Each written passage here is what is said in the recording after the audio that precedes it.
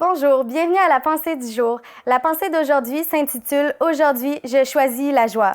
J'aimerais commencer avec une petite citation qui va comme suit. « La joie, ce n'est pas une destination, mais c'est une façon de voyager. » Je suis tout à fait d'accord avec cette citation parce qu'en fait, la joie, c'est un choix. C'est nous qui choisissons d'être dans la joie ou de ne pas l'être. C'est un choix qu'on ne prend pas une seule fois dans une vie, mais qu'on peut prendre chaque jour, chaque matin en se levant de notre lit. Aujourd'hui, je choisis d'être joyeuse.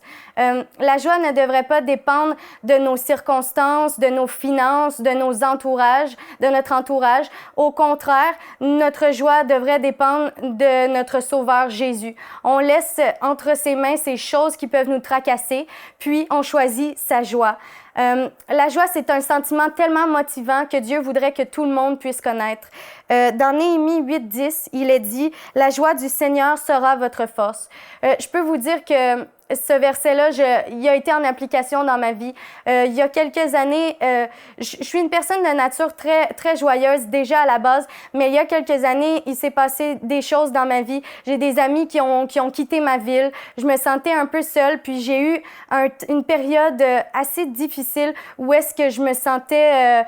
j'allais à l'école, je revenais, puis je me couchais dans ma chambre, j'éteignais la lumière et j'étais toujours fatiguée, j'étais toujours épuisée, mais pourtant, je faisais presque rien.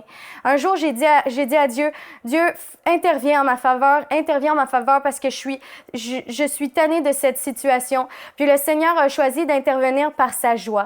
Ça a pris maximum une semaine, puis j'étais remis complètement sur pied. Il n'y a eu aucun événement dans ma vie qui a fait que j'étais plus joyeuse. Seulement, le Seigneur a choisi d'agir de cette façon-là. La joie m'a donné de l'énergie, m'a rempli de force. J'ai commencé à avoir plein de projets, plein d'idées de projets à mettre en œuvre. Je me levais, j'écrivais, je faisais plein de choses, puis pourtant j'avais plus d'énergie que quand je faisais rien, mais je me sentais totalement fatiguée et épuisée.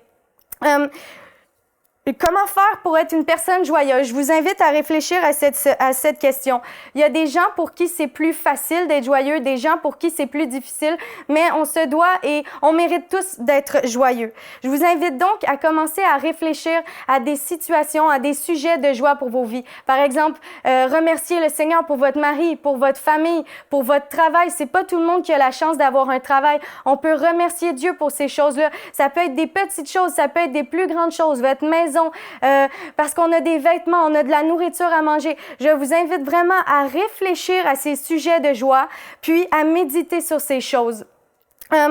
Ensuite, je vous invite aussi à réfléchir qu'en fait, la joie, c'est un fruit de l'esprit. C'est le Seigneur qui a déposé ce fruit de l'esprit en vous, mais maintenant, c'est à vous de le manifester, de le laisser se manifester. C'est comme un héritage. Si quelqu'un vous remet un héritage, mais vous n'allez pas encaisser le montant que vous avez reçu, ben vous pourrez jamais en bénéficier. C'est la même chose pour le fruit de l'esprit, de la joie. Il est en vous, mais c'est à vous de le laisser jaillir de votre vie. C'est à vous de le cultiver. Puis en passant du temps dans le Saint-Esprit, en passant du temps en prière avec le Saint-Esprit, à rechercher sa présence, vous allez être dans la joie. Je ne sais pas si vous avez déjà remarqué, mais lorsque on passe du temps en prière avec le Saint-Esprit, qu'on recherche sa présence, après, on est dans la paix et on est rempli de joie. Quelle sensation merveilleuse! Ensuite, je vous invite à déverser cette joie autour de vous, partout autour de vous. C'est encore une plus grande joie pour vous de déverser la joie que de la recevoir. Je vous invite à de toutes sortes de façons, en donnant une parole à quelqu'un, un bonjour, un sourire, en commençant à aider les gens. Mais soyez toujours dans la joie. C'est votre responsabilité de l'être et soyez-le. J'aimerais aussi vous faire part d'un autre verset dans Psaume 118, 24, qui dit « C'est ici la journée que l'Éternel a faite, qu'elle soit pour nous un sujet d'allégresse et de joie. » Wow, mais quel beau psaume! Je ne sais pas si vous êtes capable de réfléchir, mais c'est le Seigneur qui a qui fait nos journées. C'est lui qui crée chacune de nos journées. Pourquoi gaspiller des journées à être dans la tristesse, à être dans les pleurs? Je sais que les gens peuvent vivre des choses et je comprends, mais le Seigneur crée pour nous des nouvelles journées à chaque jour, des nouvelles bénédictions, des nouvelles bontés. N'est-ce pas merveilleux? Réfléchissez à ça. Chaque jour, le Seigneur crée une nouvelle journée. Il crée des nouvelles bontés pour vous et pour moi. Il pense à nous en le faisant et il sait que ce sera bon pour nous. Il veut que nous puissions en profiter, en bénéficier. Sincèrement, la joie du Seigneur, c'est notre force. C'est ça qui fait qu'on est capable de se lever chaque matin.